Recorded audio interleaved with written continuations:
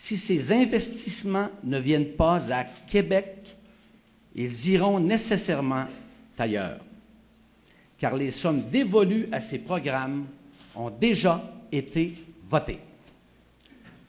Parlant de sources de financement, il convient de rappeler que cet immeuble générera entre 70 et 75 millions de dollars de retour sur les investissements pour les 2 ordres de gouvernement seulement pour la construction de l'édifice. Considérant l'état difficile des finances publiques, nous ne demandons pas de nouveaux investissements. Nous ne demandons que notre part dans ce projet amène les montants d'investissement déjà annoncés. Les évaluations de SNC-Lavalin démontrent clairement qu'il en coûterait 2 fois moins cher d'entretenir un nouvel amphithéâtre que le Colisée actuel. L'hypothèse d'un éléphant blanc est donc exclue pour les contribuables de Québec, puisqu'ils économiseraient sur les frais fixes lorsqu'on exclut les intérêts sur l'emprunt pour un nouvel amphithéâtre. À titre d'exemple, l'occupation moyenne des 5 dernières années du Colisée actuel est de 158 jours par année. Avec un équipement neuf, à la fine pointe de la technologie, il est permis de penser que nous pourrons augmenter considérablement le nombre de jours d'occupation avec des spectacles, des congrès, des salons, des foires commerciales. Avec un club de la LNH, le nombre de jours d'occupation pourrait facilement passer à près de 225 à 250 jours d'occupation.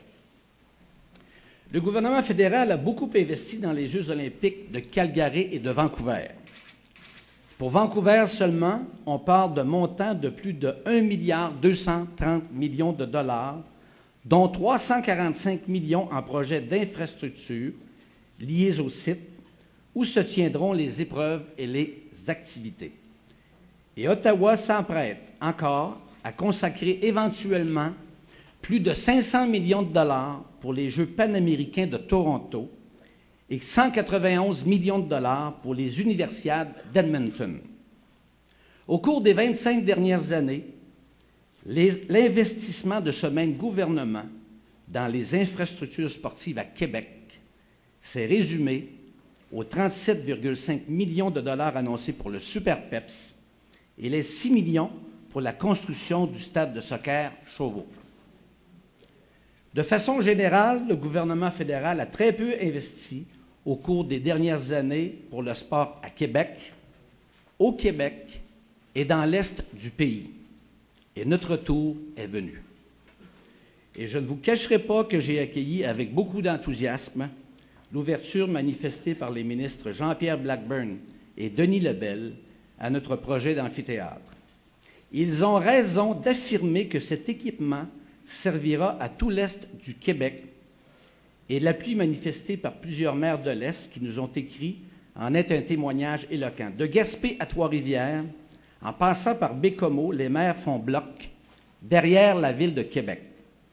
Les maires Daniel Roy-Marinelli, Émile Loranger et Marcel Corriveau ajoutent leur voix à ce mouvement de solidarité. Quant au gouvernement du Québec, il n'a pas hésité et a eu raison d'investir massivement à Montréal 300 millions de dollars pour la salle de l'OSM, 150 millions pour le quartier des spectacles et éventuellement 75 millions pour les 3 jours que dure le Grand Prix de Formule 1. Je ne peux pas croire que la Ville de Québec ne sera pas capable de tirer elle aussi son épingle du jeu et d'attirer une partie des investissements du gouvernement du Québec vers la capitale. Et je tiens à rassurer les citoyens et citoyennes de Québec sur notre capacité à investir ces 50 millions dans ce grand projet. Nous avons déjà annoncé et amorcé un programme de réfection des infrastructures de Québec de 7 milliards de dollars pour les 15 prochaines années. Ce programme inclut des investissements dans la réfection de nos infrastructures, mais aussi des investissements dans de nouvelles initiatives. Et notre participation dans ce nouvel amphithéâtre était déjà réfléchie et prévue dans ces investissements. Le cadre financier pour les années à venir, entériné par le conseil municipal, prévoit un service de la dette courante égal à 20 % du budget annuel total de la Ville. De cette façon, nous pourrons entretenir décemment cette ville comme on le fait pour sa résidence personnelle. Autrement, plus nous attendrons, plus nous nous appauvrirons et laisserons injustement une immense facture à nos enfants. Depuis mon élection à la mairie de Québec, nous avons réalisé par diverses mesures des économies sur le budget d'opération de la Ville. Ces mesures, ce sont par exemple la réduction récurrente de 550 postes, des changements profonds dans nos façons de faire et l'amélioration constante de notre efficacité. À ce chapitre, nous ne faisons que commencer. Notre objectif est d'en donner toujours plus à la population pour son argent, comme nous le faisons aujourd'hui en proposant ce nouvel amphithéâtre. Je veux qu'il soit clair, et j'en prends l'engagement devant vous, que la population de Québec ne recevra aucune augmentation de taxes attribuable à cet investissement de 50 millions de dollars.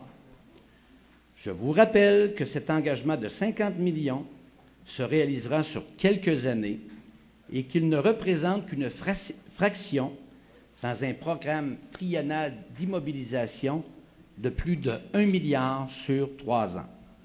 Le prochain budget que nous présenterons, si la population nous réitère sa confiance pour un nouveau mandat, sera à l'image des 2 derniers que nous avons livrés, c'est-à-dire que l'augmentation de taxes avoisinera l'inflation.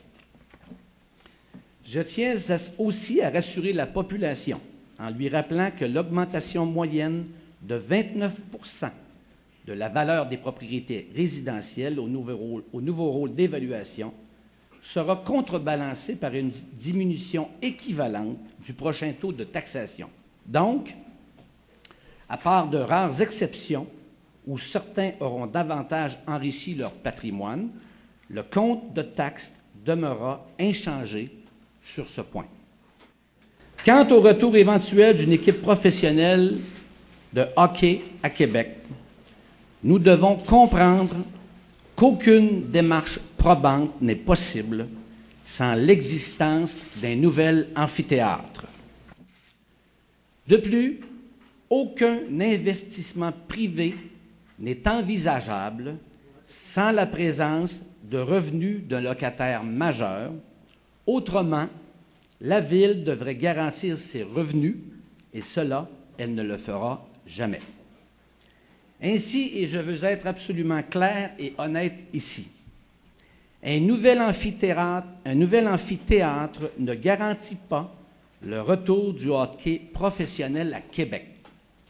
Mais il est certain qu'aucun club professionnel ne sera de retour à Québec sans la construction d'un nouvel amphithéâtre. Mais ce projet a encore plus d'envergure que d'accueillir seulement du hockey professionnel. Il s'agit de doter notre ville et notre région d'un équipement essentiel pour l'avenir de cette ville, si nous y croyons tous, comme nous y croyons et comme nous y travaillons. Vous le savez tous maintenant, Maître Marcel Aubu et moi avons eu une excellente rencontre avec les autorités de la Ligue nationale de hockey vendredi dernier. Et je remercie très sincèrement Marcel pour les efforts investis dans l'organisation de cette rencontre avec les commissaires Bettman et M. Bill Daly. Il n'y a aucun doute sur l'intérêt de la Ligue nationale, mais il va y avoir naturellement des conditions importantes à remplir, dont la première étape est un nouvel amphithéâtre.